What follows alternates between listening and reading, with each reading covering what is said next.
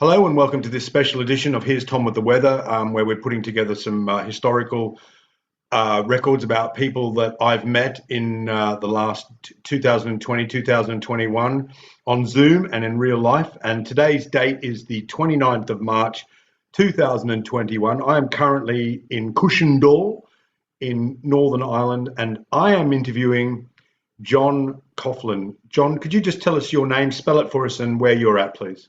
Yeah, I'm living in, my name is John Coglan. I'm living in Belfast in Northern Ireland, and the name is John, John Coglan, Coghlan, John Coglan. John Coughlin. And John, can you just tell us quickly your sobriety date, please? Sobriety date's the 25th of March, 1977. Okay, so John, I've got to know you over the past year, and it's been a great pleasure, and it's been fantastic to get to know you. So just could you just tell us a bit about your background and where your parents are from, and what it was like for you, where you grew up, and what your sort of family history is, and how you got to where you are today? Well, I was born in Dublin on the 2nd of February, 1947. They call it the year of the Great Snow. It's also the year that Alcoholics Anonymous came to Ireland, brought to Ireland by a guy called Conor Flynn. We were born into what would be called now tenement houses, quite poor houses, 2 up, 1 down. My dad was an electrician. My mom was a seamstress. And originally our family came from County Cork. The background of my family on my father's side is they once had bookmaker shops and shops, so they were sort of could consider themselves middle class, although they hit rough times, so they were living in poverty too. But they had a thing that's called here relics of old decency. Is that the phrase? Does that make a sense to you? Relics of old decency. You know, they thought they were a little bit above their own station, which they probably were, they thought. My mother's side, they were big family, inner city Dublin, tenements again, outside toilet, 2 up, 1 down, bedroom, house, 2 bed. But the big family, in those days, it would be for the norm in Ireland, would have been big families. So there might have been 10, 12 living in a 2-bedroomed house, but grandfather, grandmother, and 8 people, 8 siblings, brothers and sisters living there. As I said, outside toilet, rough. Yeah. So that's where we were brought up, where I was born into, the type of family I was born into, and poverty. The great thing about being poor is you don't know you're poor when you're growing up. It's only later when you take thought of your life, you start realizing, especially for an alcoholic, realizing that it was almost what Bradshaw talks about, a shame of being poor. The shame of poverty would have been indelibly carved into my soul, I think, primarily from my father's side, who had once been, well, middle class, is that they always had an aspiration. So they always would speak about the importance in Irish terms of owning your own house, of always having a job that was pensionable. But the thing about that is, you look at then in 1947, my aunts and uncles, who were probably in their 40s, they would have they'd have a visual, they would have an oral memory of the famine, 1847, the famine in Ireland, where the population went from 7 million to 4 million. Within months, people dying on the streets of poverty and stuff like that. And so that generation they wouldn't have an actual memory. They wouldn't have been born, but they would have had an oral memory of the famine, because the people that their parents and their uncles and their aunties would be reminding them of what things had been like in famine days. It's an interesting point about that famine thing as well is a couple of Americans that I've known who've come to Ireland to seek out their roots. You know, a lot of Americans, Irish Americans, they left during the famine period to America.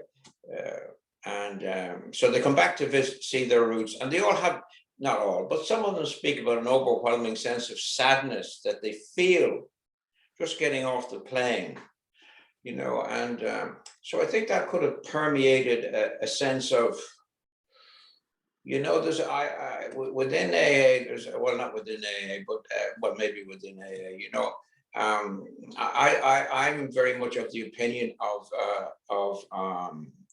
the it's an existentialist, I suppose, position where you think of there's we're in a world that's not hostile, but it's indifferent, you know, and that indifference can be quite frightening. Especially only if you're a part of the if the world is hostile, you can fight against that hostility, but if it's indifferent, you can't fight against indifference. So that's the milieu that I was brought up in, and I think it's had some form of formative experience of melancholy within my soul. Was there a fundamental thing there of resentment as well? I know the potato famine, I'm not terribly au fait with it, but there was a bit of resentment against the British as well. Was that you were brought up in a sectarian environment? Would that be fair enough to say? I'd say no. In relation to but it's only now when I watch documentaries on the famine that I feel anything like resentment. Yes, no. I recently. I was in Dublin recently, and they have a museum for tenement living, and same with they had in New York. It's an old museum, a tenement house and museum, and I went down recently, and there's an overwhelming sense of anger walking around there, those houses, seeing the conditions that people were living in. You know, or 50% of most families would have 10, 15, 20% of the children would die of consumption. Big TB, big problem, you know, and yeah. So in terms of growing up, no sense of that resentment. Later, maybe as a teenager and stuff like that, but the resentment would be when I was an anarchist or whatever I was then, a communist, whatever it was. It wouldn't have been against a specific, would have been against a system as opposed to a national entity. Oh, okay, fine. So. Within that, your father, I know that you've mentioned that there is a history in your family, a history of alcoholism. Is that fair? Did that? Yeah. How did that affect you? Yeah, I think heavy drinking was an amazing problem in working class. Well, not only in Ireland, in England as well as the UK, Northern England, Leeds, and places like that is where there was. Where the temperance movements first started, there was an amazing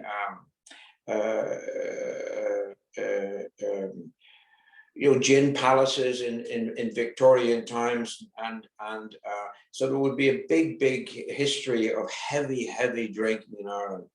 So a number of most of the men in my mother's the men in my father's family were all alcoholics. They were all alcoholics. The men on my mother's side were, half of them, they never drank. The people who didn't drink did very well in life, became very successful, became engineers and stuff like that. The other half they were just drunks, you know. Now, they were all functioning in drunken because insofar as in those days, David, there was no such thing as social welfare. You worked or you starved. So everybody worked, you know, everybody worked. So even though they would be 7 days a week drinkers in a pub at the end of the street where we lived. The idea, maybe the concept of an alcoholic just wouldn't enter into their minds. They would, to a man, they'd go off drink at Easter. You know, they'd break it for St. Patrick's Day, and then they start drinking not for Easter, for Lent, and they'd all go off drink for Lent. They break their pledge on a St. Patrick's Day, and then they'd start drinking on Easter Sunday. You know, so that would be a ritual. Would it have been conscious in their minds that they had a problem with drinking? That I don't know. Did you? I mean, we've spoke about before your family situation and that there was a big drinking thing. How did that affect you growing up? How was that? Well, Did you see that the effect? Did you see some of the consequences of heavy drinking? it's really, I think all of this, like, there's sort of like, there's in relation to having thought about it. I never gave any of this any thought until I went into Alcoholics Anonymous. So there was no direct thought on my part of how how my dad's alcoholism affected me. But it's only when you go back into it and you're looking at it. And in fact, maybe not even within Alcoholics Anonymous, when I was around a year or two, I don't know if you remember, John Bradshaw started his work in 1980. So you start looking about, which you'd never considered before, family of origin therapy. So you start looking at family of origin, which I did in depth. Spent some time with Bradshaw in my friend, my colleague Graham and myself. We went and trained with Bradshaw in Florida, in 1984. So it's only when looking back in that is you're able to say is, you don't know you're poor when you're young, but you don't know you're living in what you're living with is your normality. So you never think about how abnormal this would be. Although having said that, I would always have felt that other people where we live, other people had a better lifestyle. I don't use the word lifestyle because I understand. you don't use that in working class, but I always felt that I wish I was living it, but I felt more comfortable in other people's houses. Very common trait, among people as young people growing up. Fear. One of the first recollections I might have is my mum and dad arguing. I might have had that idea of arguing, and then later on, when I became conscious of things like finance and stuff like that, I realized how precarious their life was in relation to hire purchase, money lenders, stuff like that is. You become aware of that. It's been going on all the time, but you just become aware of it. And the beauty of a working class background is all the neighbors helped each other. So my mother got paid my father got paid on a Friday, but a neighbor got paid on a Thursday. So you'd go and, I'd be sent over to borrow money from her. And that money we're talking 10 pence, 10 cents or something like that to be able to put in the gas meter. So they helped each other. They helped each other out there. It wasn't later in life that I became ashamed of that. Okay.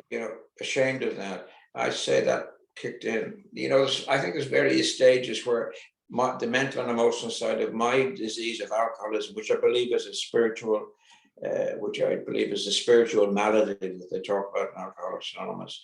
I think that probably only that type of shame kicked in maybe around 12 or something. Okay. So you felt there was a feeling of being less than your peers. We talk about it in AA all the time. Where is that? Bill Wilson talks about that invisible barrier of isolation and loneliness, which separates the alcoholic from the fellow man. Like that kicked in me around the age of 7, sitting in a classroom, sense of feeling something wrong with me. I don't fit in, Having said that, I had a great, there was no event, nothing happened to me that made me feel like that. It's like some people talk about an event. So that just kicked in on me. And I do believe it to be true. It's the first time I became aware of a spiritual lack. I didn't know it then, but I sort of believe it to be true today is that, you and I talk about being on a spiritual journey. I think the concept of a spiritual journey kicked in upon me around the age of 7, sitting in a classroom in Dublin, a sense of feeling, not a very strong feeling, there's something wrong with me. And there seemed to be an overwhelming importance upon me then not to let anyone know that was happening. I had to make sure nobody ever knew there was anything wrong. I think that was pretty strong. And I'm only telling you all these in hindsight. Like none of this is not a conscious awareness. It was an awareness at another level, but it wasn't something that I was consciously aware of. So I mean, there's been a lot of those sort of studies, and I can remember vividly reading about the studies of people who were born into working class families, and very seldom they transcended that, and Mm, they were able to travel, get an education, mm. become successful in the eyes of others anyway, I guess. Um, so you seem to have not. I'm not saying that you're not working class, because I would. I don't. You know, the whole working class thing is another story. But you seem to have succeeded in spite of feeling less than, and in spite of those feelings, you seem to have gone on. You seem to have done well. Is How did you Well, you manage to do know, that? What spurred you on? And when uh, did you travel first? I'm interested to know. When did you leave Dublin first? well, I was working as an assistant cameraman, and I went to, well, the first time I went away was in May 1966, when I went to London to film school in London in 1966. I'd never been in a hotel before that. I'd never been in a hotel. I'd never had a meal outside of my home. Never stayed in a hotel. Never been actually into the doors of a hotel. And it's interesting. There was a great Irish, not a great, a good Irish writer, Brendan Behan, terrible alcoholic, but he came home. He was living in London, and he came home with his wife, and he stayed in a hotel. Okay, Hmm. and there was an uproar in the newspapers. They couldn't believe it. Was scandalous that you would come home and book into a hotel, but not stay in your parents' or your aunt's house, even though you'd have to sleep on the floor. Mm. Like nobody could comprehend that someone would leave home, go to England, come back with his wife, and stay in a hotel. Like, the idea was just, it was such a cultural shock. You know, anthropologists would make great sense out of it today. Mm. You know? So if you take it that I'd never been in a hotel when I arrived in Washington, D.C. in 1966, working, working. What was the question? I've lost my. I've Well, lost my. you were talking about getting away from the working class roots, and I was Oh, wondering yeah, yeah, if travel yeah, was part of that. Where how you What was the yeah. drive to escape that? You know, I guess there'd be a lot of people that you grew up with who didn't do that, or who for whatever reason went into all sorts of different things. But I'm just sort of trying to paint a picture of you, how Look, you got out of that. look, look. Right. Let's not. Stanley Kubrick talks about let's, you know, in a world of indifference. Let's not underestimate the importance of luck. You know, Hmm. I could give you an example. Went to Cyprus to cover a war, and it's had a profound effect on me. And so I went into Cyprus. I can't remember the place. Famagusta, which was a beautiful town, and it's now on the peace line between the Turkish and the Greek. And I went into a house, bombed house, and there was a massacre taking place on it. A woman, and she was really big, and she in a bathtub, a couple of kids in the bathtub. She's lying on the kids, and her thin husband's lying on top of them, and they've been obviously machine gunned, you know, and. So I won an award for that. Okay. So a lot of people say, what a brilliant cameraman you are. Okay. Now, you know this, you've been in the business too. Say I hadn't gone into that house. Mm. Say I'd gone into the house next door where there was no massacre, you know. So I often say is in relation to myself is that, you know, a lot of things, people used to say things happen around you when you're in a war zone. And that's true. But that's luck, you know. I was a lucky cameraman, you know. I know people who were a better cameraman than me, but they weren't as lucky as I was, you know. So that but having said all that, then how do you go back into 1963, where a nickname for me in my area was the professor? My brother told me this, that everyone calls you the professor. Now, why they should call me the professor, I don't know. I was never bright enough to be top of the class, but I would always be second or third, you know. And I was so lucky with the teachers I got. You know, some people, my brother had a horrendous experience. abusive school teachers, you know, physically abusive. I never had that. All the teachers I got were, well, one, you know, I'll give you an example, which stood to me great. One of the teachers once, we were only about 9 or something like that, and he said, I want to talk to you about poetry. And he said, it's probably of no interest really to you, but he said, you know, life is like a bicycle ride. And he says, on the bike, you've got a bag and you have to put food and all of this. He says, but put a book of poetry in that bag too. Because one day, he says, you'll be riding along and you'll be so tired that you just want to sit down. And he says, you'll just pick this book of poetry out and start reading. So it resonated with me. That resonated with me.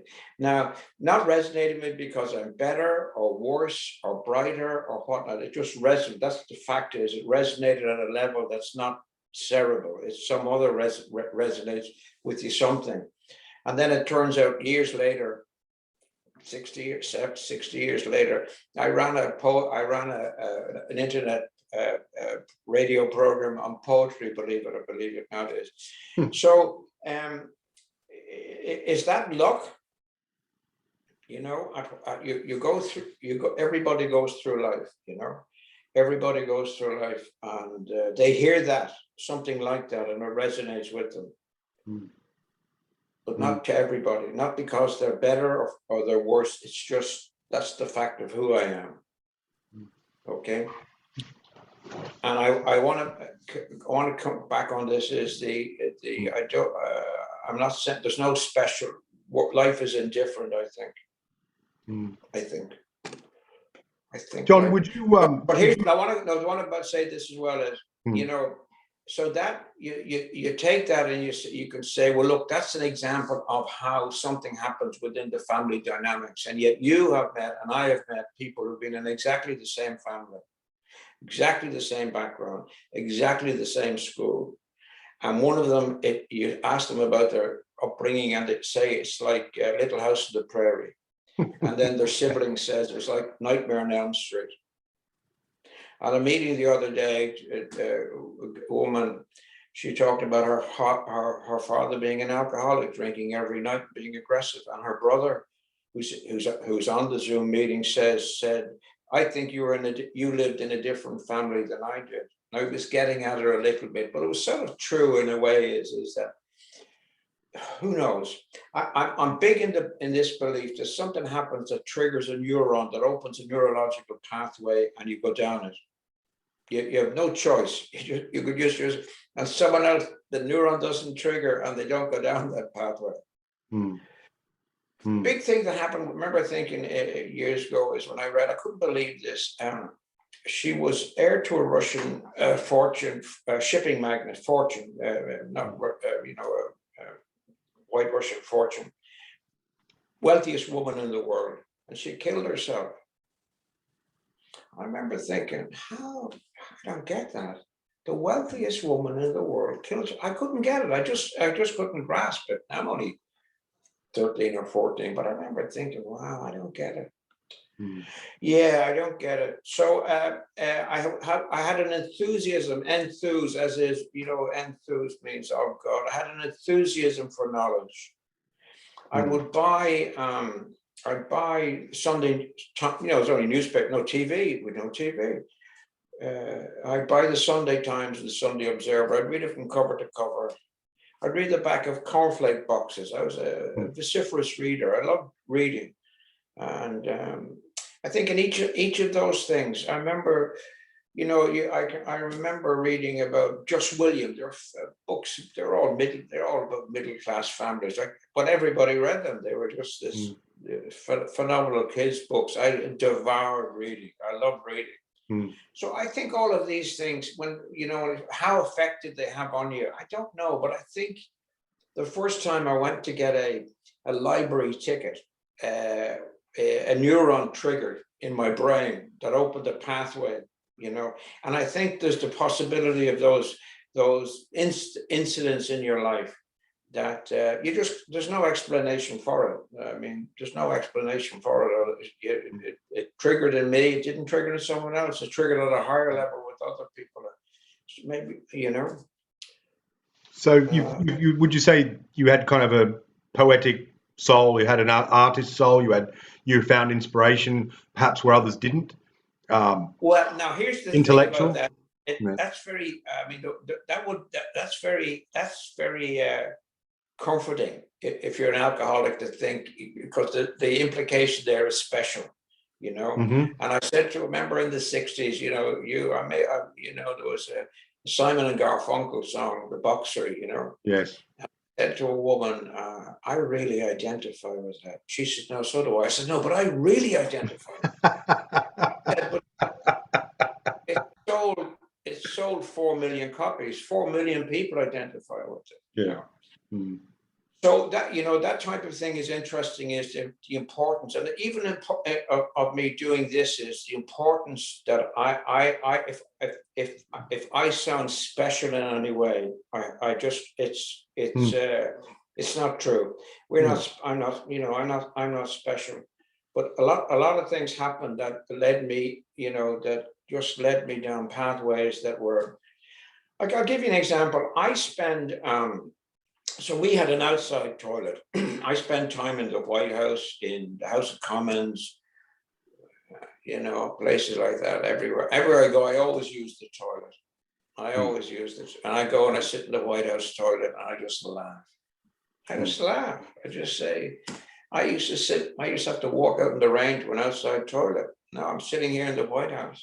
It's not any better, and it doesn't help me in any way other than it just gives me a sense of What was the White House toilet? What was the White House toilet like, by the way? Did it have a seal on it, or like?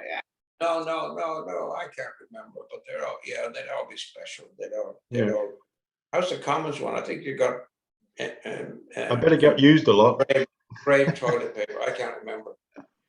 But I would sit, when I'm in the House of Commons, I'd sit out on the the patio overlooking the Thames, and always have a cup of coffee and stuff like that. I've been very fortunate. It's meaningless, but I've been very fortunate. And you mentioned the '60s and growing up, and I guess that's a lot of the formative years. What was the '60s like in Dublin, and how did you get into the media? What was your first foray into the media? But how did the '60s and your life sort of build up to that? Excruciatingly painful for me, I must say. I often say this, you know, I say this in Alcoholics Anonymous. I believe that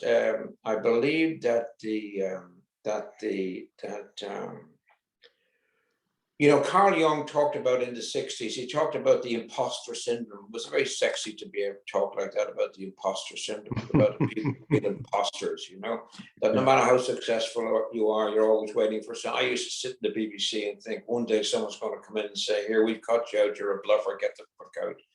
I seriously, and I would have just left. I would have just walked out and left. Exceedingly painful. I spent a lot of time in London. I went to film school in London, and I felt so inferior there. But I'd say no matter what had happened, no matter what had happened, it would not have got rid of that feeling, because I believe that feeling is a feeling of divine discontent that can only be filled with a spiritual way of life. We'll talk about that later. So, you know, what was wrong with me in the '60s, I thought was a lack of, that I was on the outside looking in. And the reason was, I think, you know, you have this feeling of being inferior, although it would have been not good enough, I think, although Americans now are using this word connectivity, not connected, you know, not being connected. And so always on the outside.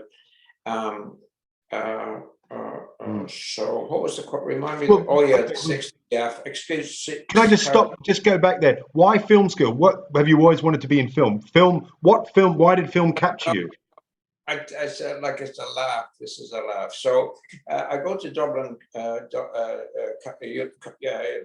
College of Technology at DCU, and I'm doing engineering.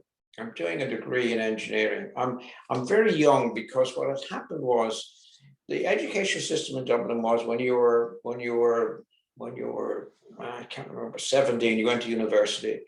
But if there were the examinations, they started doing these examinations called A levels, they started Yes. doing the, this teacher, this is what I'm saying about how lucky I was with a teacher. This headmaster of the school I was in started doing A-level courses, okay? He started as a test, and never heard of before in Ireland. And I did my A-levels, and as a result of the A-levels, I managed to get into a college that I shouldn't have got into for 2 more years. It was 1963, so I was 15. It was too young, I think, to go, because I was going in at 15 into a class with people who were 17, 18, 19. And so that alienated me a little bit. You know, if you're 70 and someone's 71, it's not a big deal. Or if you're 60 and someone's 59, it's not a big deal. If you're 15 and someone's 17, it's a big deal. It's a big deal. Okay. So I did this engineering degree, and while I was at college, I was thinking about this. I was a good organizer, you know. I was an anarchist at the time, I think. So I became involved in the student union politics at the time, you know, the 60s politics and stuff like that. I was pretty good at it, and became secretary of the Students' Union of Ireland. And I was thinking about it today. I don't know how I managed to do this. Is at one stage we thought about hiring a plane to take Irish students to America for the summer, you know. And I had it all worked out how much money I was going to make, and that we met up with Aer Lingus, who was the national airline at the time. And I'm talking with this guy in his office. It never came to fruition, but I was only 16. I mean, I was only 16. You know, I'm 16, and I'm doing all these things, you know. But still feeling an imposter. That's the thing to remember. So it was exceedingly painful. But while I was there was a girl I liked, and but she was in the film society at college, and it was I think it was probably existentialist, you know, French cinema and stuff like this. I didn't really have, but I had an interest in her. And I joined it. And like everything that I ever joined, I became secretary of the Film Society or something like that. So I went for an interview as an engineer with RTE Television, just starting. I'm only 66. I'm only 18 at this stage. Only whatever, I'll tell you in a minute. I'll give you the exact dates. And great interview, did it well. And they said, I see that you're here coming up for an engineer's degree or an engineering job, but I see you're interested in film. And of course I bluffed it. Yes, I am. I'm secretary of students. You know, what are you interested in? I said French existentialist, all this stuff. We've got a job as a film assistant in the film department. Would you like it? I said, yeah. That's what I did. And a couple of months later, I was assistant cameraman. I was on my way to it, you know. So that's luck. Did you manage to go out with the girl? You know, I met her. I did one of the things that happened years later was I always felt, you know, you're one of the problems you have. One of the reasons you feel the way you do feel is because you haven't had a liberal education. So I did an open university degree on an arts degree, and I went to a summer school in Bournemouth, I think, and she was there. All right. Yeah, no, there was nothing. So you got into RTE. Just tell us what that is, just for people who don't know. Sorry, RTE Television. It's Radio Television Service. It's the television service, National Television Service of Ireland, and they'd only just started. They'd only been going a couple of years. Everyone was incredibly young. So that's like the Irish version of the BBC, or in Australia, the ABC or PBS in America. Yeah, exactly the same. Yeah, great. Everyone was young. The air was pregnant with expectation. I could smell excitement every day I went into work. It was phenomenal. All these young people. We didn't know. It was brilliant. It was absolutely brilliant.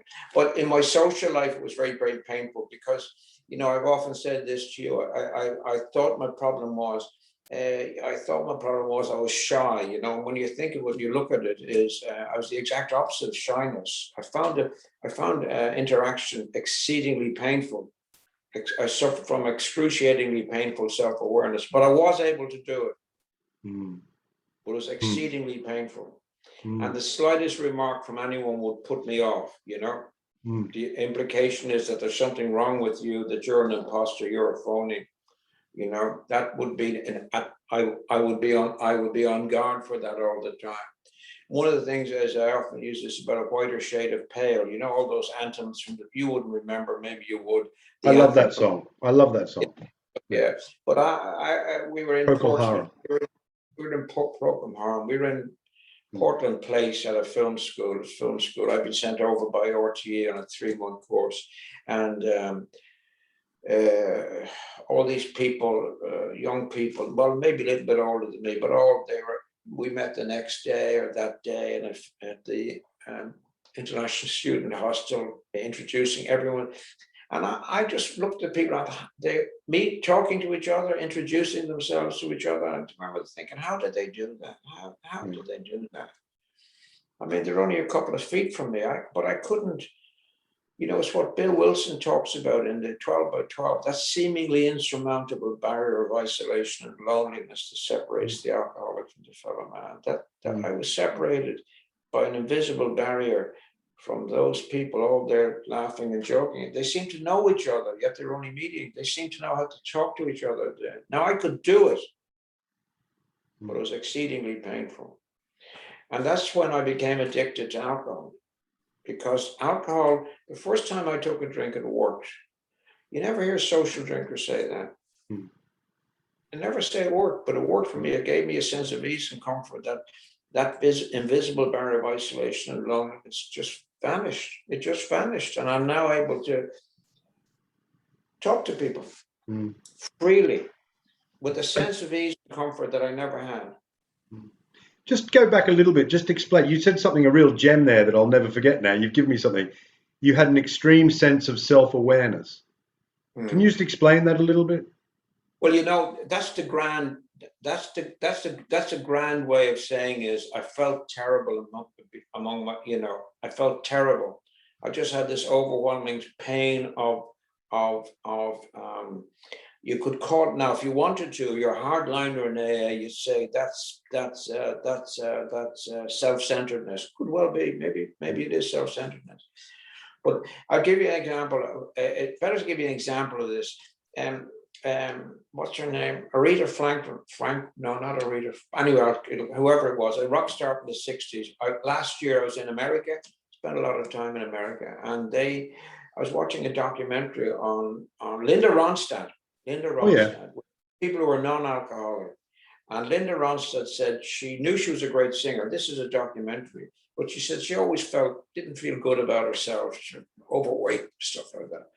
And she said in 1966, she said she was on a Friday night. She was the first female rock star to be on the cover of Rolling Stone magazine.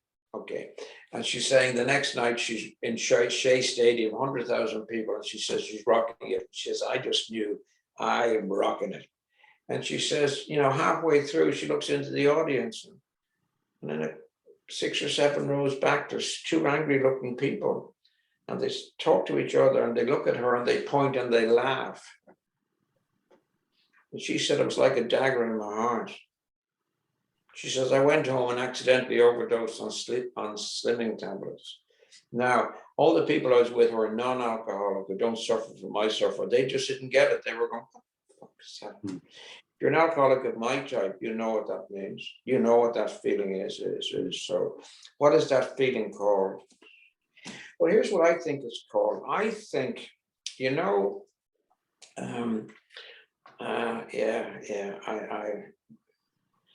I used to run courses on A Course in Miracles, but there's a great line in the Course in Miracles. It's the songs by Beverly Hutchinson, and at the beginning, the bell rings.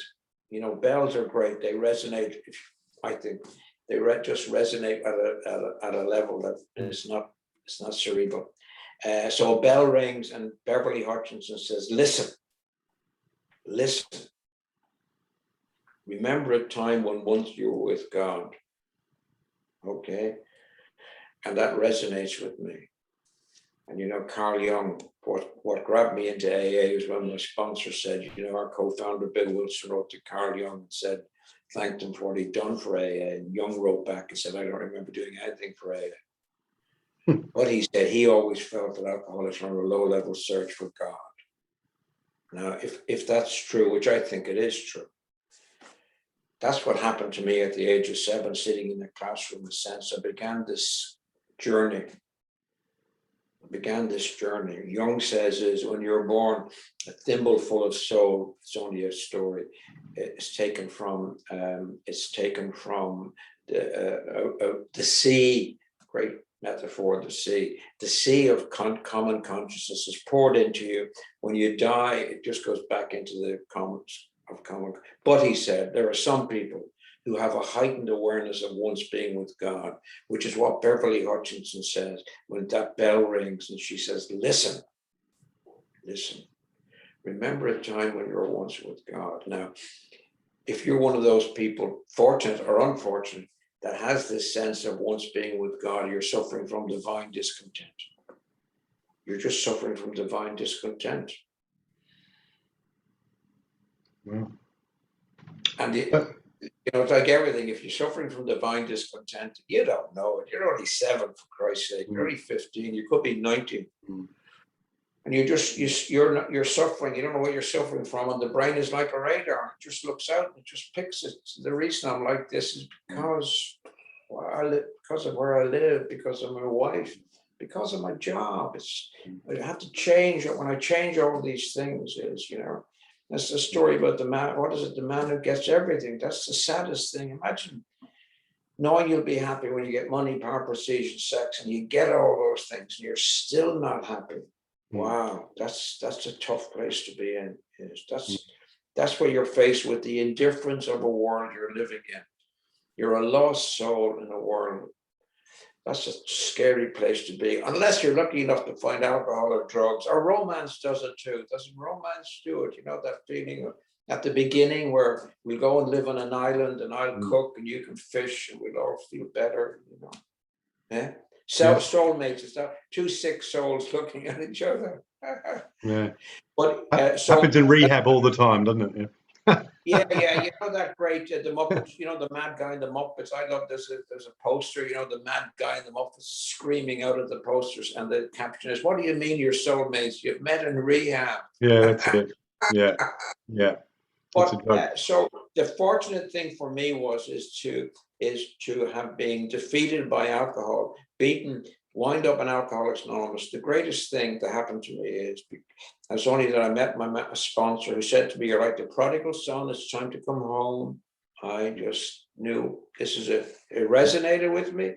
If it doesn't resonate, that's okay. It just doesn't, but it resonated with me. He said it's a journey home. It's a spiritual journey. And when I look back at it and I see it, and I look at when listening to, when I'm listening to The Boxer by Simon and Garfunkel, and it resonates at a level of spirituality, I think. And so you look at then I think importance of looking at for me is that being a vociferous reader. So at the age of 13, I'm reading James Joyce. I'm reading The Dubliners, Ulysses, Finnegan's Wake. I'm looking at The Theatre of the Absurd by Pirandello. All of these things and they're all saying the same thing. It's a story, of course, but it's also talking about man or man's. What is the word? Man's. Something. Inhumanity, man's suffering. Not even that's too positive, and I'm not trying. If it's man's inhumanity to man, then you find a way of stopping men being inhumane, and it's not that. It's nothing to do with the human condition, which is one of misery and inhumanity, and all of this is. And well done anyone who tries to fix all of that, is because it's so vital. But it's more. It's Hindus talk about this, is they ask people, Buddhists in a way they do, have you got a thirst? Have you? I'll just push pause for a minute. Hold on. And Buddhism, you were saying? Yeah. So Hindus say, Buddhists say, but many Hindus would talk about, have you got a thirst? You go to a guru and you say, look, I've tried everything, money, power, prestige, and sex. I'm still unhappy. He says, well, you're suffering from divine discontent. And I have the answer. Have you got a thirst for this? You know, which is, and Hindu Buddhists say it too. It's funny when you think of it, is the a thirst for the spirit. We have, as an alcoholics, we have that. It's not funny. We have a thirst for a different form of spirit is. But if you have a thirst, if something happens in life where you make a decision, you're like the prodigal son is, I don't want to live like this anymore. I'm going to go back to my father's house. I don't want to live like this anymore. Not everybody says it, but for the people who do say it, that's a thirst. So with me, it was, how did the thirst manifest itself? Is a couple of things happened. Around 1962, a man whom a young girl, boys, whatever I was, I can never remember how old I was. 3 and 2 was 15, and a boy, a young guy, a friend of mine, a year older, said he's looking into Zen Buddhism. Okay. And I remember the time he said it to me, we were in a bicycle shed at school, and he spoke about, he said, Buddhism is like, Zen Buddhism, he said, is like, it's like you're cleaning your soul. There's a mirror and it's dirty and it's filthy, and Buddhism is like cleaning it, and it just resonated with me. And I think then is, next thing that happened to me on this little bit of a journey, hiatus, I suppose, was I read in Time magazine, there was a church of God, it was called, in America. And if you embraced their religion, that you had unlimited sex. And I remember thinking, wow, oh my God. So whenever I went to America, I was always on the lookout for these people. I was always on the lookout for them, never found them. But I was coming out of a hotel once, and I was grossly hungover, and there was a girl, Anna, she was handing out, it's in Belfast, Europa Hotel, she was handing out tracts for Guru Maharaji, Divine Light Mission. And whatever she was a member of, I was going to join. So I joined Guru Maharaji, and still drinking, and lovely people, lovely. This is 1968, I think. 69, 67. And they had an ashram quite near where I'm living now. We used to go up there, and, you know, we meditate. There was a picture of Guru Maharaji. There were purple tulips, white rugs, and they were just lovely people. And we meditated. But I would maybe have 20 pints of Guinness and half a bottle of gin, you know, and it's very difficult when your bladder is bursting, it's very difficult. So I didn't stick at it. I went to Loughborough to get enlightenment from Guru Maharaji, but there was a break for lunch, and I went to a boozer, and I met someone in the boozer, and then I said, look, I'm going to have another beer. I'll be over there. I'll get enlightenment in half an hour. So it wound up, I had this choice. Did I want to stay drinking with this new friend of mine, or did I want everlasting enlightenment? So I stuck with the guy in the bar. Yeah. But I was on a journey.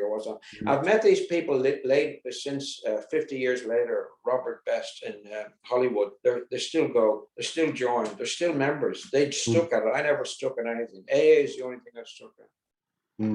I was a dilettante in most things, but AA, yeah, I've stuck at it. The thing I just want to talk a little bit about, because I mentioned it there, about things that resonate with your soul.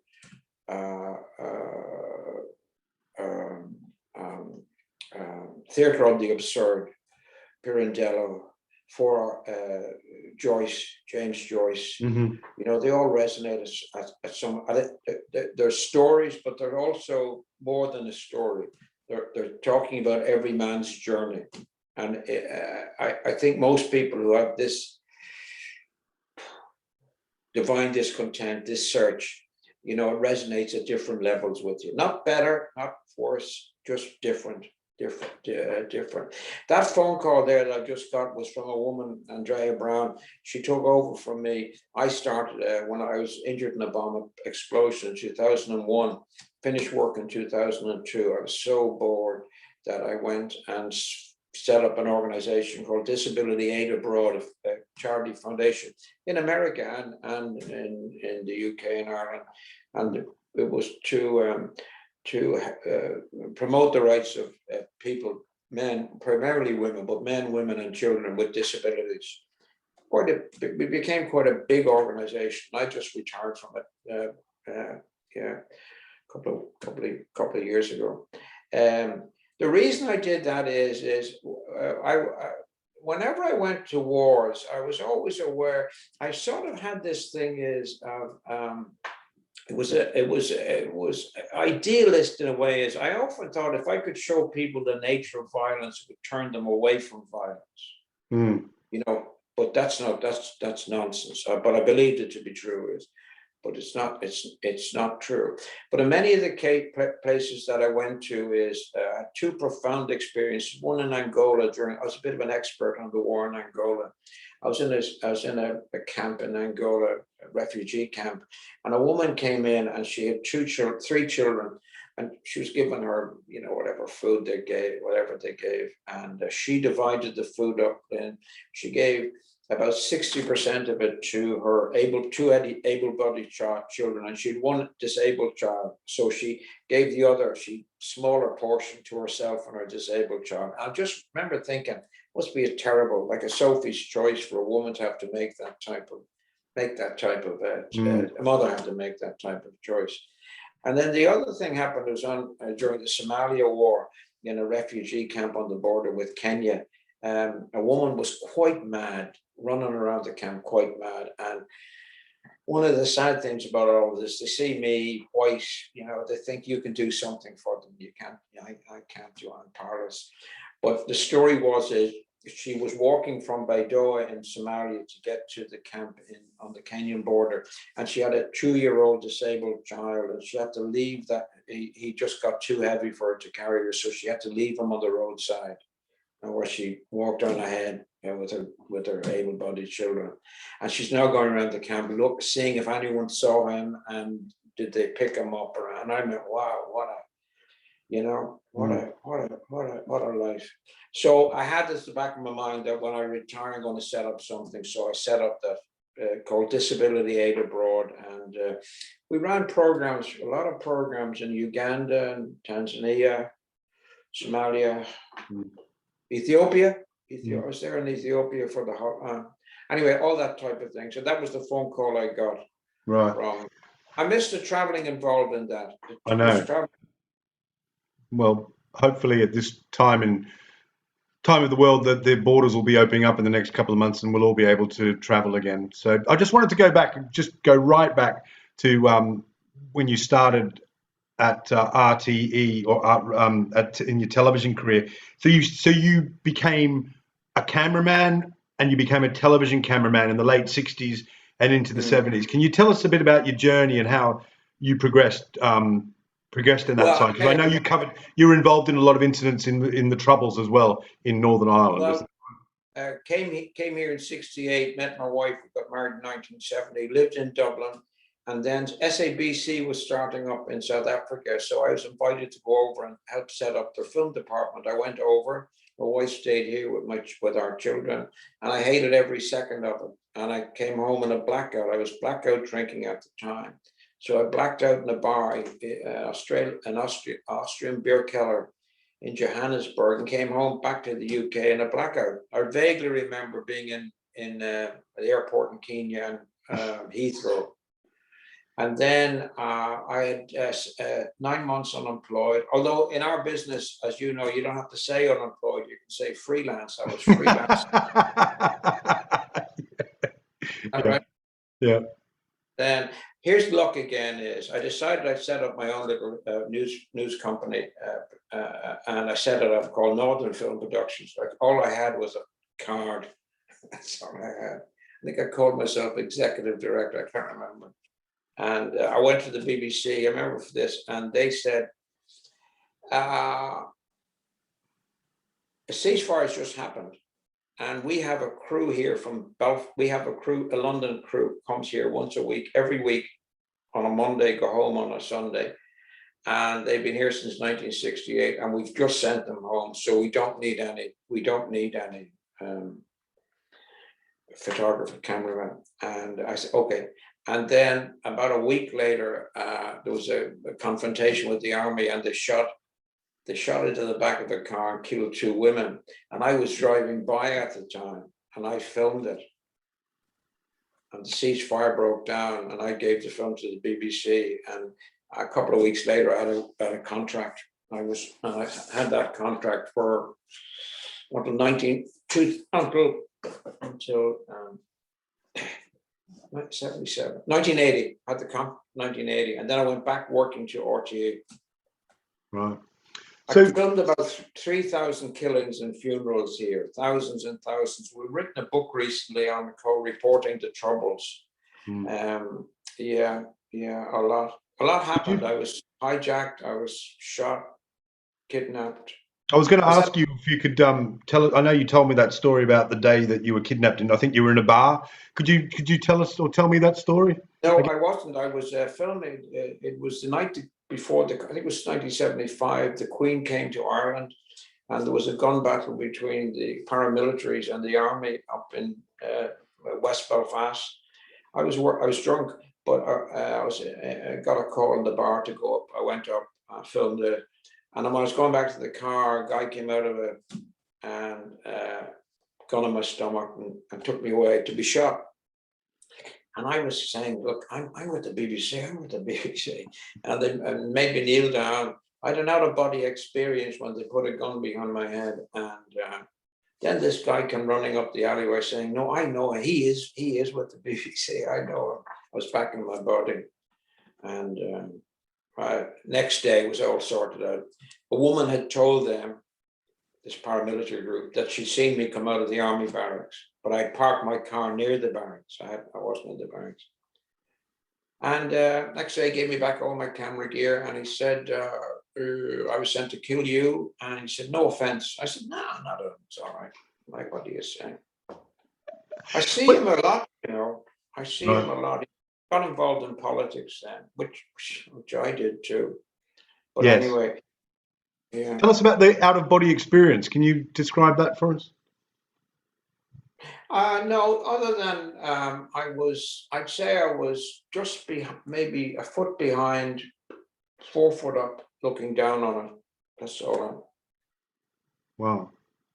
And because I know, and I don't want to fast forward too much, but we have a lot of philosophical conversations, you and I know that you sort of, the jury's out for you in terms of what higher powers are and whether there is a higher power. And I know you're undecided. Did that not sway you that perhaps there was some kind of higher dimension? No. I think I like the idea when Ananda asked Buddha, is there a God and is there an afterlife? And Buddha says, like, I don't know why you ask me. Why do you ask me these questions? I don't know. Why do you ask me these questions?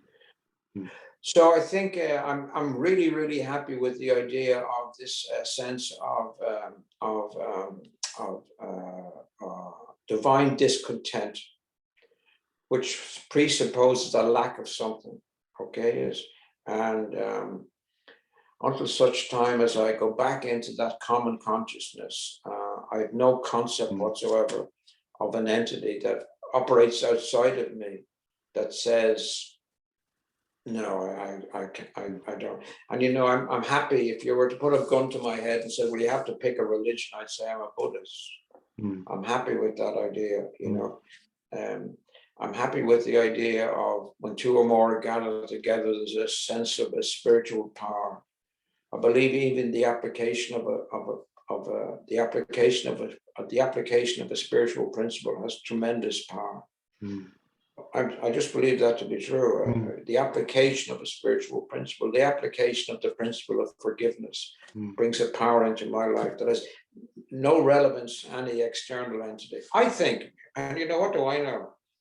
I don't get into a debate in it. I was talking to this recently. I was saying I was watching a program from the 60s on they had Malcolm Muggeridge, the Archbishop of Canterbury. They had Rabbi Cohen.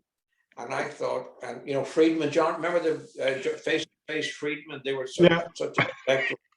But there wasn't one person, and they didn't say, and here's Fred from Alcoholics Anonymous as well, is going to join us. I think we're on a spiritual kindergarten, you know. Yeah, sure.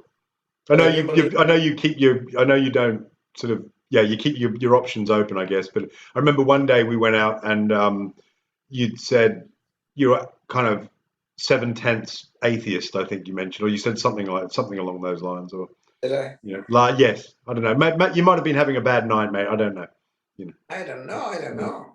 Yeah. Like, I mean, I like, you know, way alcoholics, when they say they don't know, they do know, but they just don't want to say it. I'm genuine. I don't know. That's all right. Yeah, I know where you're coming from. So the kidnapping and stuff. So could you? I know you had a few adventures along the way there. Um, what was it like in that time? And I mean, I guess, for later generations, but there's a new generation coming through now who've never known in Northern Ireland, who've never known that. They know the stories, but they're obviously, they're reaching adult age now, who've never been part of their troubles. What was it like for you covering that? Because I know that you've taken me to the place where they had the big firebombing happened and stuff. And what was it like for you? How were you able to maintain a professional distance? Because Yeah. you are Irish. So how did that work for you? And your alcoholism, I guess, as well. You know, you got to remember it's a job. Hmm. And, you know, you're looking through a viewfinder and you're thinking of composition. You're thinking of the next shot.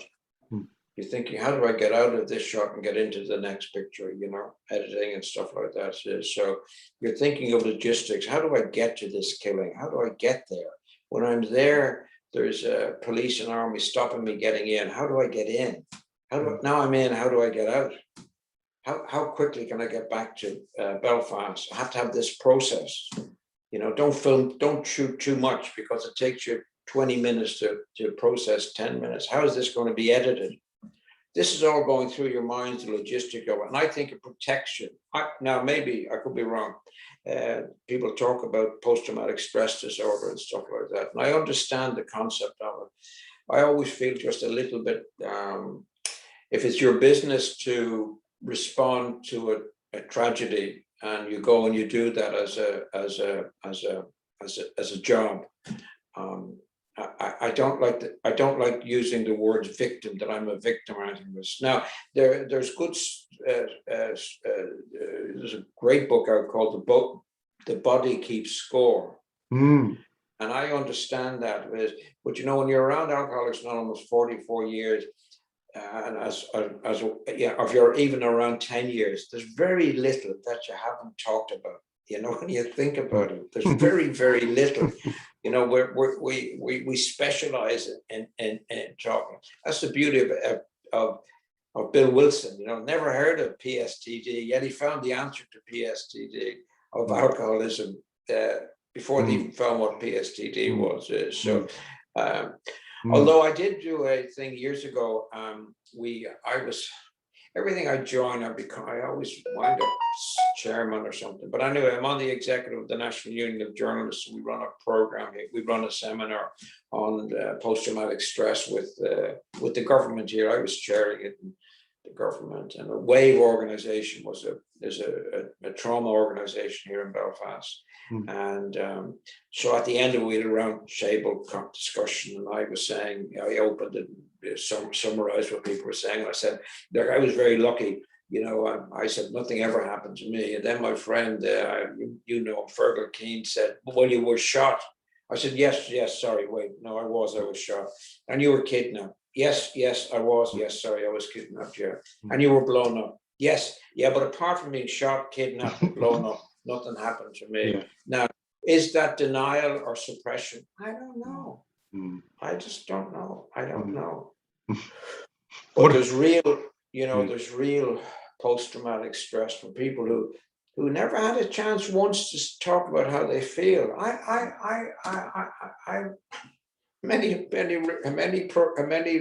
How many meetings can you and I go on a day to talk about our feelings?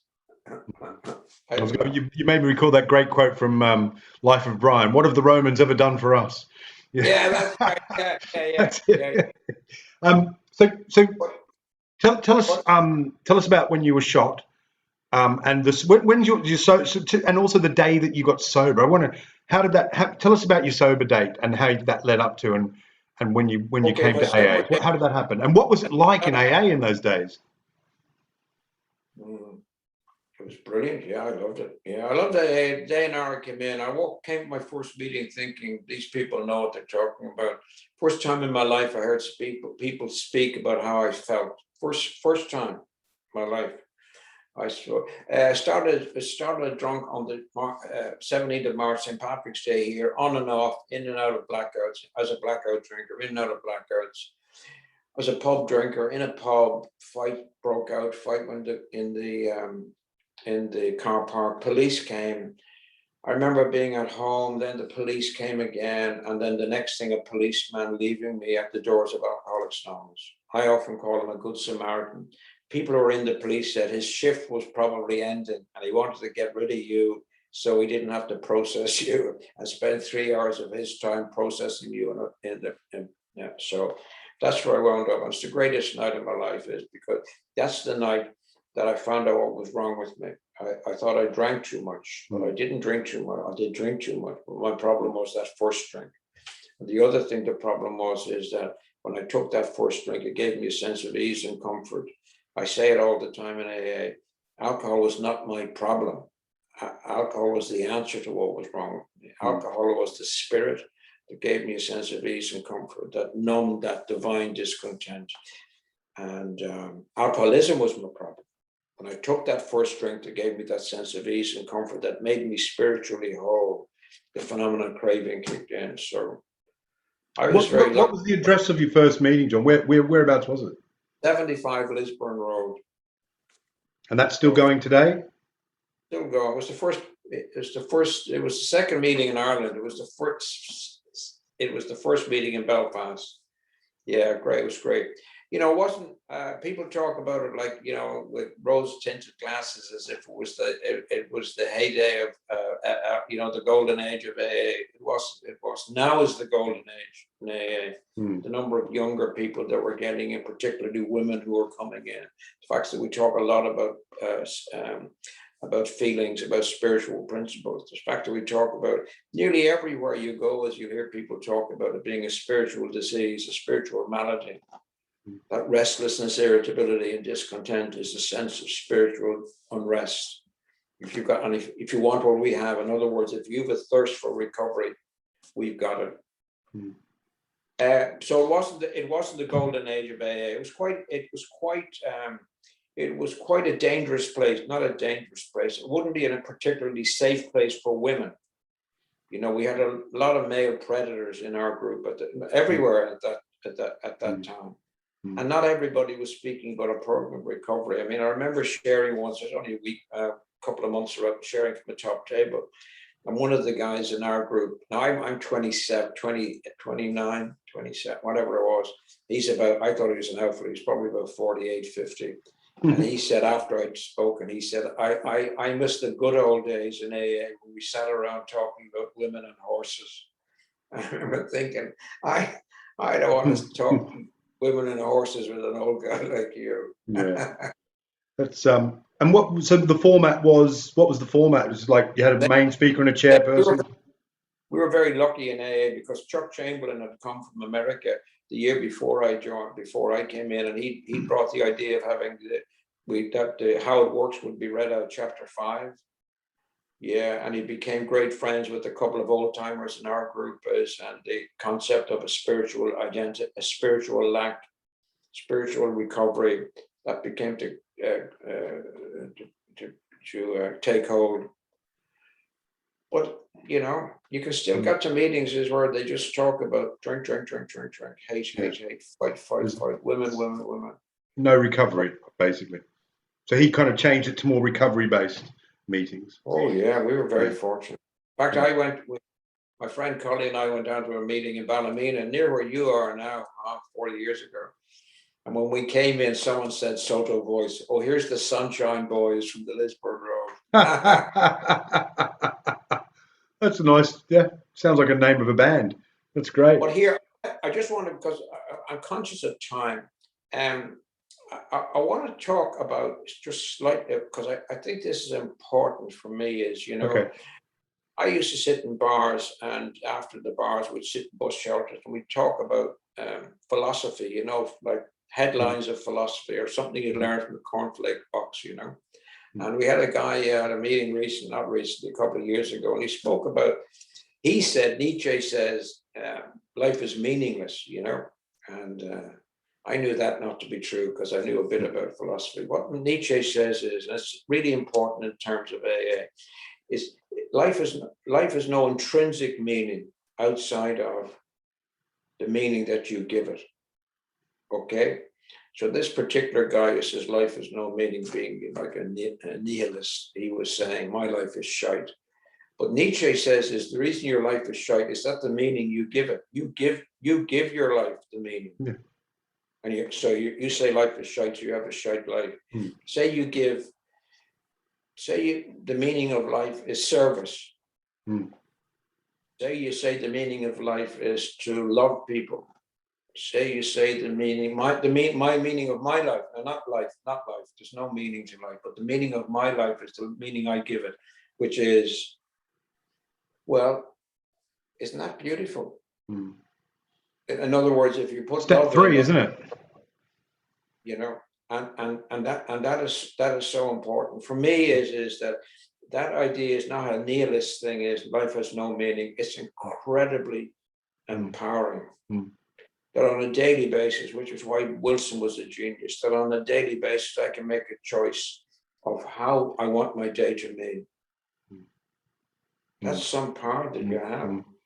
That's some power. So if you say, well, the meaning I want to give it is to be of a spiritual entity, wow, that's some power too. Who was it said Christ say? Maybe it was, I don't know. Maybe it was. Okay. Maybe it was Shakespeare. As a man thinketh, so he is. So true. Step 3. What? Step 3. Yes, that's why I'm saying the brilliance of Bill Wilson. Absolute genius. But so if it's true, is Stanley Kubrick did a great article in 1968 in it's well worth reading about Playboy magazine, and he basically just says is life has the meaning that I give it. The meaning I turn away from the darkness within me, and I head towards the light. And I always resonate. I have this. If I want to, you have a choice. Let the light in or let the dark in. I have that choice. Sometimes I let the dark in. Sometimes I do.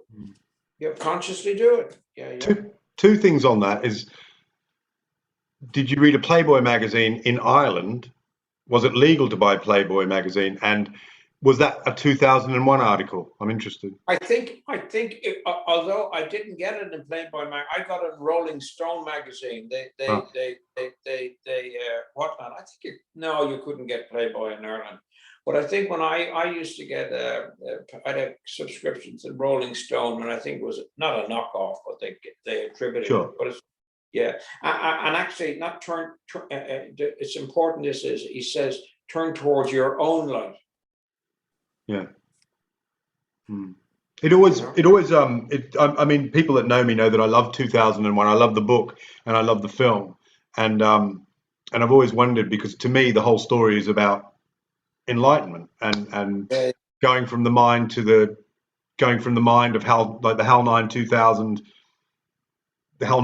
sorry, back to, the self, or back to consciousness. And I think the whole thing is just one big long trip about spiritual awakening, I guess, for want of a better word. And I'm interested that I've never seen that article about Kubrick, because great article. I always wondered who, because Arthur C. Clarke was I think he was pretty much an atheist, and I always wondered, I was sort of suspected that Kubrick was the one really who drove that story. So that's interesting. A couple of things about that is, Dylan says, if you're going to ask what it means, you'll never know. Yeah. That's Kubrick, when he was asked about the meaning of that 2001, he said, if it's so important for an artist, that's why I think, when you hear being touched by the muse and stuff like this, I've been fortunate enough to be that type of artistic, but I mean, they do tap into a source. So people like Kubrick is, when he turns towards his own light, he's tapping into It's just tapping into a spiritual source. But it was so they did ask him the question about the meaning, and he said, "Look, say the Mona Lisa, right?"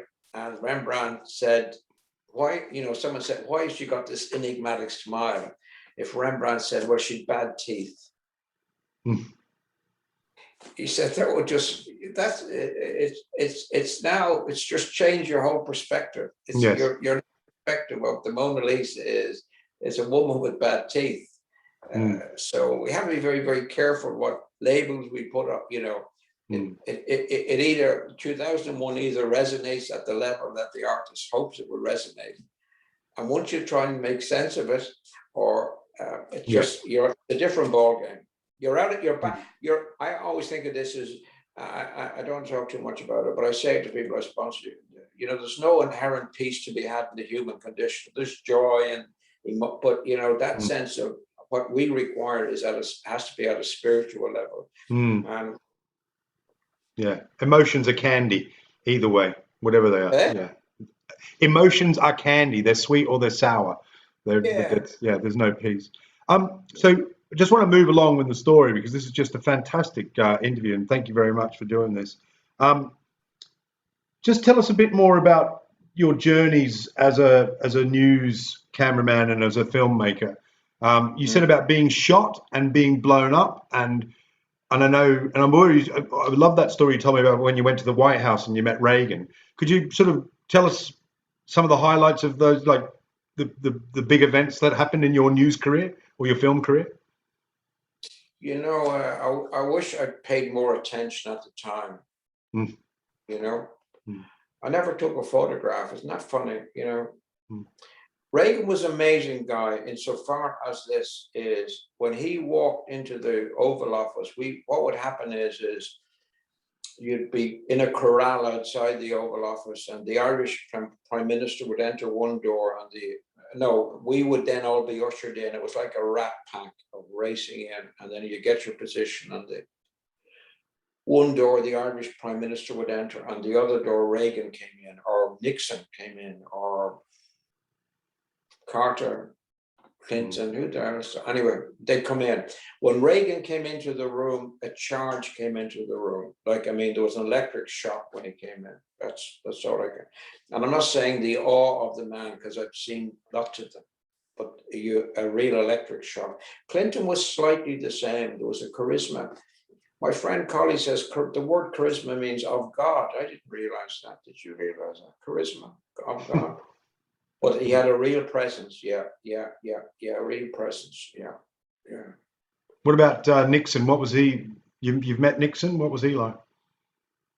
I became an expert in Watergate. I was for some reason I'm a bit of a know-all on Watergate buff. And Nixon. If you look at him according to American presidents nowadays, he was a socialist. He wanted negative income tax. Think of it, negative income tax. So your salary is below a certain level, the government will give you money. Communist. That's communism, isn't it? Ted Kennedy told us once, he said, the greatest mistake he made, I suppose he didn't want to talk about Chappaquiddick, but the greatest mistake he made was turning down. Nixon offered universal health care. Nixon offered universal health care. And Ted Kennedy, because they were running the Senate at the time, said no, because the threshold, he said, was too high or too low or whatever it was. He said, the greatest regret of my political life. I mean, that's communism. If an American politician said today, I want to have negative income tax, he'd be called a communist. No, I'm even worse than a communist. That's fascinating. But, look, they're all there. Look, what is it? Scott Fitzgerald says there's rich and poor, rich are different, and there's look, they operate at a level of six-dimensional chess that mere mortals like you and I don't. I think. So Reagan was the most charismatic, and Clinton was charismatic. That's interesting that you met all But I those also guys. met some of them as well. As you see, when I retired, I was bored and I joined the Social Democratic and Labour Party and became vice chair. And I also became their American director of American. And so I spent a lot of time from 2002 till 2006 in Washington, as meeting Congress and stuff like that. Yeah. Hmm. What was your Yeah. could you give us your role? What was your role in the peace process in Northern Ireland? Can you tell Well, us no, what I was just working. Yeah, it was just tedious day after day, week after week. Yeah, yeah. was that? Were you involved in the negotiations, or was No, it? no, no. I was working. No, I was working in the meeting. I was working for RTE at the time. No, I didn't. That was 1996. I didn't get blown up till 2001, July 2nd of July 2001. I left. I did a year of doing nothing, and I left in 2000 July 2002. Joined the SDLP, became vice chair. Left in 2008 and Hmm, set up that charity. right. Was with the charity until last. I loved it. I loved it. I loved it. Hmm, hmm, And I hmm, spent a lot of time traveling. The year before last, I did 80,000 miles, 4 times in America, twice hmm. in India. I go to India to do I do. People think I go on these silent retreats. 1 day silent, or Yeah. 1 week. People always say you'll hate it. I love it. And Hmm, what I do is when I'm there is I take in His Holiness the Dalai Lama. He does a 3 day. It used to be 5 days. Now it's 2 days retreat. So I do this 1 week silent retreat, and then I take His Holiness retreat. And I've forgotten about this. I do some work with the Tibetan government in exile in northern India, and we helped finance a rehab center for big heroin problem there, an alcohol problem, like pure heroin coming in from Afghanistan, sure. like big problem. But I said to the Dalai Lama once, I talked about AA, and about one of the reasons that the rehab is sort of floundering a bit is because there's no aftercare, There's no AA or anything. I was speaking to him about AA, and he said that now, when I said it wasn't me and him, it was a group of us. And I spoke to him about Alcoholics Anonymous, and he said that's the greatest gift of Alcoholics Anonymous is its fellowship. It's fellowship. And he said, the Buddha said, so I assume it's true. Normally, when an alcoholic tells you something, it's sort of not, it's nearly true, but never always true. Nearly true. Yeah. He said, the Buddha said, everything I tell you is meaningless without Sangha, fellowship, Sangha. Mm, Like that's pretty mm, big when you think of it. The mm, Buddha is saying, mm, everything I said, all your mm, teachings, all mm, my teachings, yeah. What about all my mm, practices? Everything is mm, meaningless without fellowship. That's pretty mm, powerful. Think of mm, it. And I think that's the same with AA. I think there's two entities in AA. There's a fellowship and there's an organization. You can be a member of the organization 50 years and never experience fellowship. mm, That's a sad way to be. And mm, all the religions talk about fellowship. Keep the company of saints, isn't that what Christ said? Keep the company of saints. Buddha talks the same. mm, Keep good company, Muhammad said. So there's mm, something there about. mm, mm. It's interesting. It's I think, amazing. what isn't it? Yeah, the But satsang. Yeah, definitely. I The satsang element of AA, the communal, yeah. the spirituality of the group of drunks or whatever it No, is the spirit. Yeah, we're one or more gathered in my name. mm, Yeah. it's definitely. Just to go back, just for posterity, I just wanted to can you just tell us the story about the shooting and the bomb, if you don't mind? Well, the bombing was there was a riot. There's a thing going on every day. It was a sectarian. There was a group of one religion protesting about children from another religion going through their area about 100 yards into a school. So they had a protest every morning, and the army and police had to take the kids to school. Hundreds of army and police through this Mm, frenzied mob. And one day they threw a blast bomb at the kids, and it hit a police shield and then landed on my feet and blew me up. And I was injured. I was injured enough not to work, but I could have worked if I wanted to. But I had somewhere within me, I'd said, look, I don't want to do this anymore. Is this a hand grenade or is this a homemade bomb, or and where did it strike yeah, you? homemade hand grenade. Yeah. Mm. I don't want to do this anymore. Mm. And so I did nothing for a year. I was surprised they let me away with it. I was working for RT at the time, and I just didn't go in for a year. And then they offered me a whole load of money to retire, so I took it. Good for you. Yeah. What about the shooting? You talk about PTSD. You've certainly been through a lot. I think anyone who's heard your story would think you've been through a lot. What about the shooting? When did that happen, and Well, I how don't did that talk too much about it because I'll tell you why. Okay. I was sharing at a meeting once, and there Mm. was an angry-looking guy at the meeting in the back on the right, and after the meeting, he came up. His sponsor was behind him. I know the sponsor, and he was sort of pushing him towards me. Anyway, the guy said, I don't know if you recognize me. I said, no.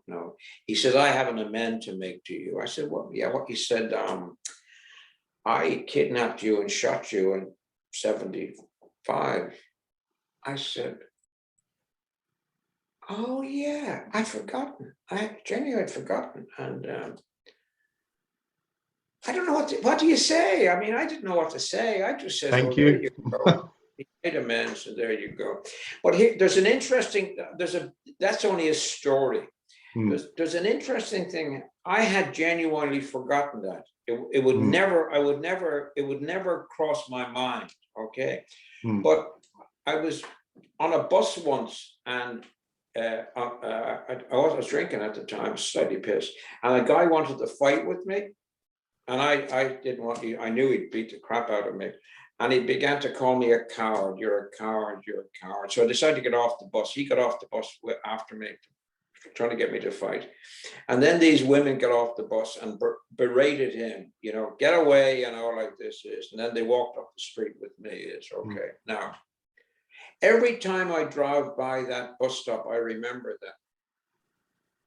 Because it hurt my pride. Okay, it hurt my pride. It injured my pride. Okay, yes. So sometimes I'd be thinking, I wonder if I recognize him, I should sort of drive up that street and see if he's there and run him over. Never once did I think about the guy who shot me. That is, in fact, it sort of became a cause célèbre, and I became a bit famous for it. Do you understand? Yeah. So if my pride is hurt, is more important to me than being shot. That's a pretty powerful disease I suffer from, isn't it? It is. Just a couple more questions. I know I'm really grateful for your time. I've asked you, as an outsider, I was born and raised in Australia, and I saw all the troubles on the news. And when I got into AA and I came here, it did occur to me that there was a lot of people from both sides of the political and religious spectrum sitting in meetings together. How did you manage to keep AA together during that time? I mean, it's interesting. Here's the thing is about this is, it's never mentioned in AA. And what happens is when some people come, like yourself, maybe you mention it at AA, we feel quite discomforted about it, to be honest with you. Americans particularly always talk about it. And Clancy, you know Clancy Emerson? We used to bring Clancy across every year, great guy. But Clancy talks in America about being at meetings of AA where Catholics and Protestants, Republicans and whatnot are sitting together. I cringe when he says it, but it's true. And he talks about being at meetings where he heard a bomb go off, and then 10 minutes later, another one, and then another one. I cringe. Well, it's true. Like that did happen. That did happen. I mean, that did happen. I was with Clancy when it happened. But it was never mentioned. I never heard it mentioned once, ever. Never. I never heard it mentioned. Now, here's a great thing I learned. I actually, I have this affected me so much that I actually have it on a bit of paper, paper that I what's it called? Laminated. You laminated it. Well, Wow. Well done. Well done, John. So, I'm in. My daughter runs the Democratic Party in Oregon, and I'm there with her on November when Trump is elected. I'm at we're at a celebratory party because we think Hillary's going to win, and we're there at this party. And I see Michigan come up, and Hillary's lost Michigan, and I said to my daughter, she's lost. She doesn't win Michigan big, she's lost. And that's what happened is, and next day I was driving through Portland, and at bus stops there were people crying, Mexicans crying at the bus stop, crying at the street. And I remember thinking, you know, I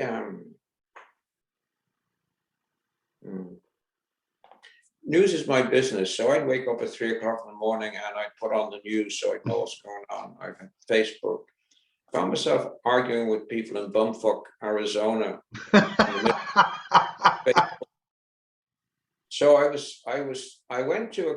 when I'm there, I go to a couple of sanghas, and they were all crying and talking. And I remember thinking, this can't be right. Like, how happy was I when Eisenhower was president? How happy was I when Nixon? You know, it can't be about who's the president, okay? It can't be. It can't be. And then I got this pointless talk sutta that Buddha said, and he's asleep. He's asleep, and he's woken by the monks arguing. He says, "What are you arguing about?" And they say, "Well, there's a war going on in this neighboring country, and the leader is a bastard, and he's killing people and all like this." And Buddha says, listen. He said, if you want peace of mind, there are things you should not engage in. Pointless talk. And he says, I have it here, laminated. Do not engage in various kinds of pointless talk. Now, this is only if you want peace of mind. That's talk about kings, thieves, ministers of state, talk about armies, dangers, wars, food, drink, clothes, vehicles, relationships, cities, women, street talk, speculation about the world, weather, for what reason? This talk is unbeneficial, irrelevant to the fundamentals of living a holy life, does not lead to revulsion, to dispassion, to cessation, to peace, to knowledge, to enlightenment, to nirvana. What you should talk about is this is suffering. This is the origin of suffering. This is the cessation of suffering. And this is the way leading to the cessation of suffering. Because, for what reason? This talk is beneficial. It's relevant to the fundamentals of holy life. Leads to revulsion, leads to dispassion, to cessation, to peace, to direct knowledge, to enlightenment, to nirvana. So, you hear it saying, all I want is happiness, contentment, and peace of mind. But, won't you put that but in? But, we talk about the climate, we talk about presidents, we talk about wars, we talk about refugees, now, this is only if you want peace of mind. I say this to people in AA who I sponsor. I can give you peace of mind. I may not be able to give you justice or fairness, but I can give you peace of mind. So I shared like that once at a meeting, and a man said, and he was quite right in the way he said, it's the most irresponsible talk I've ever heard in my life. He said, "Oh, you're just a bunch of hypocrites." That's what he said. Yeah, and all the people I know, they're all helping me. I say, "No, I just says you are right. It is hypocritical, this way of life. It is. If hypocritical means I'm acting contrary to how I think. Yeah, that's hypocrisy. Yeah, okay, I'm a hypocrite. Now, the only reason any of this makes sense is if you say, because I don't want to go mad and take that first drink. That's the beauty of AA, you can say everything, and you just, at the end, did you take a drink? No. Well, then you're flying. It doesn't make sense. How do you mean I'm flying? Wow. Thanks very much. It's so I guess we'll pretty much wrap it up there. Just in terms of Okay. in part, just to finish on AA, in your steps, is there any sort of advice you'd give to anyone about maybe who's new in, if you want to carry the message to somebody? Is there anything that you'd like to, that you could say to anyone who might be listening to this, who is it new to recovery? Is there anything you'd like Well, to say? I think the greatest thing I was told by my sponsor when day 3 in Alcoholics Anonymous, he said, AA will do for you slowly what booze did for you instantly. That's pretty powerful stuff. Is AA will do for you slowly. It's not going to be instantaneous. It's going to take work. The 12 steps of Alcoholics Anonymous, the program of Alcoholics Anonymous will give you a sense of ease and comfort that you want. If you're an alcoholic of our type, you're type 2, I think, Dave, knowing you. If you're an alcoholic of our type, is what we got out of alcohol was a sense of ease and comfort. Even the thought of going in for a beer, you know what it's like, Dave. You just get this. So that's what AA does for me today. I mean, I get that sense of ease and comfort when I go and meet up with you for coffee. Genuine, I get that's what I get. Me too. So yeah, I know you do. Yeah. And we're so fortunate. Well, we've got similar stories, definitely. Just trivia things. What's your favorite book? Yeah, I heard you ask someone that. Don't say the big book. Just anything but the big book. Yeah. Well, I'm going to say is I have this thing by. I was going to say the Bible. Anyway, I have this thing called.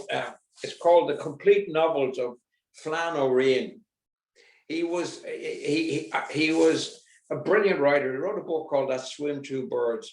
It's sort of like the theater of the absurd. I don't know if you know, but Pirandello had this play about 6 actors in search of an author. And the play basically is, it opens, and all these actors come out. They say, "What are we going to say?"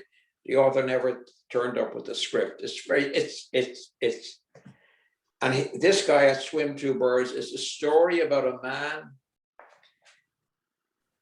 asleep, dreaming of being an author, writing a book about a book where when he sleeps, the actors take over and change the story. It's complete absurd. It's brilliant.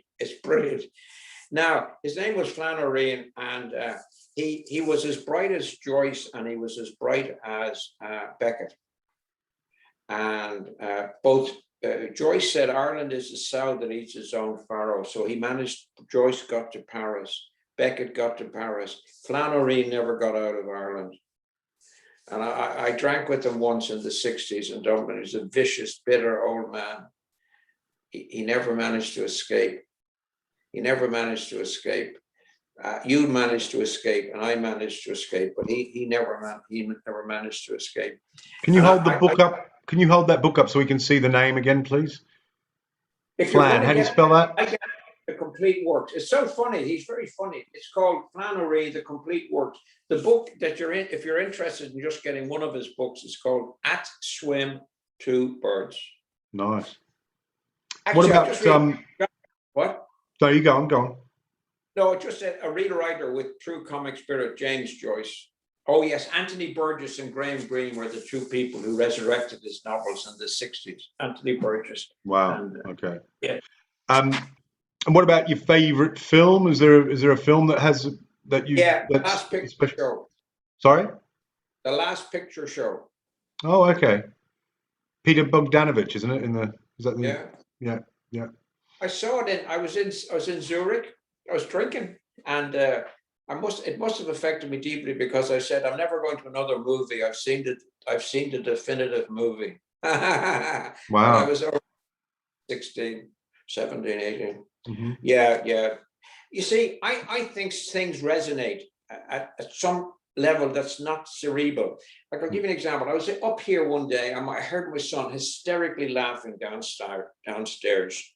And I went down, and he was watching Beckett's play, Krupp's Last Tape. Right. Almost incomprehensible. But it's about a guy saying, with marbles, I take 2 marbles from here, I put them there, and take 4 from here. put 3 of those 4 there, put 1 here. It's just because it's just sort of a meaningless thing. Right. And I'm watching it, and I'm engaging at the level of cerebral. It's just Yes. yeah. It's resonating with John. He's only 5 at another level. He's hysterically laughing, you know. Now, wouldn't it be great if we were consciously aware of that level instead of, anyway, it doesn't matter instead of what. Okay, and finally, what about music? What music were you into in the 60s, and what do you listen to now? Yeah, the Beatles, you know, I just think music ended in 1968. I think I say, you know, music ended with the Police, Message in a Bottle. I remember, I think, worst move. That's the worst. That's just killed music for all time. Message in a Bottle. Yeah, Whiter Shade of Pale. You're a flower child. Yeah, you're Yeah, a child of the 60s. No, thank God I never got to San Francisco. I might never have got out. I think we'd all be dead. Definitely. I've said that to a friend the other day. If I was born in the States, Did I you think I would. really? Yeah. I used to say, I'm so sorry I never went, but thank God I didn't. No. Well, it's that whole thing about, I think, the prevalence of drugs and opioids and stuff that go on there. If I'd have had access to some of the stuff they've got, I'd be dead. I reckon I'd be dead. Yeah. That's why I'm very comfortable about dual addiction in AA. I think it's like in our days, what have we got? Speed and heroin. That was it. You know, and there was no access. Bit of coke. Yeah. No, not of mine. But now it's every young person's story. Every young person's story. Yeah. So it's great.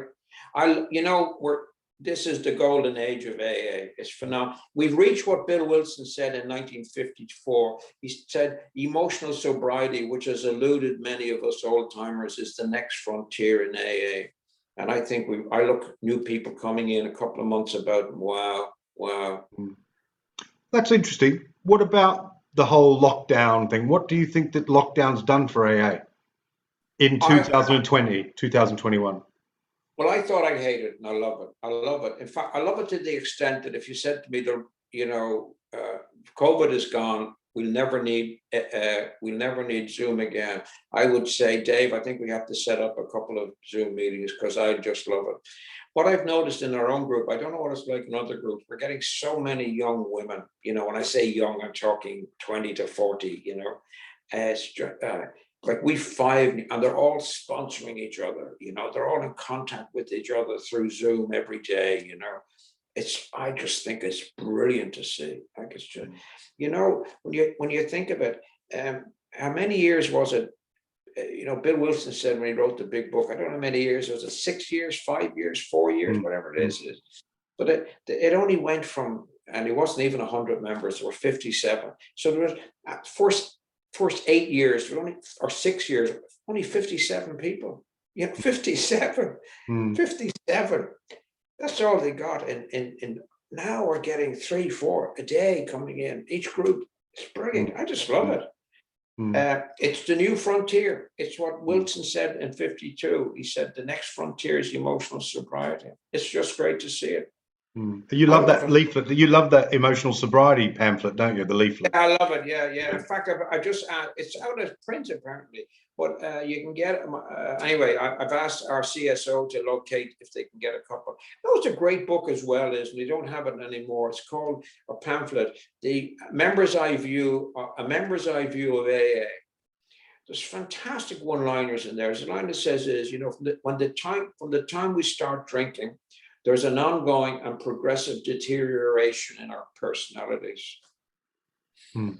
Anyway, Dave, we're alive. Thank you very much. We're alive on arrival. Thank you. You know, I value your friendship and I love you dearly. And you too. And I feel exactly the same way. And I'm very grateful that we've had this friendship.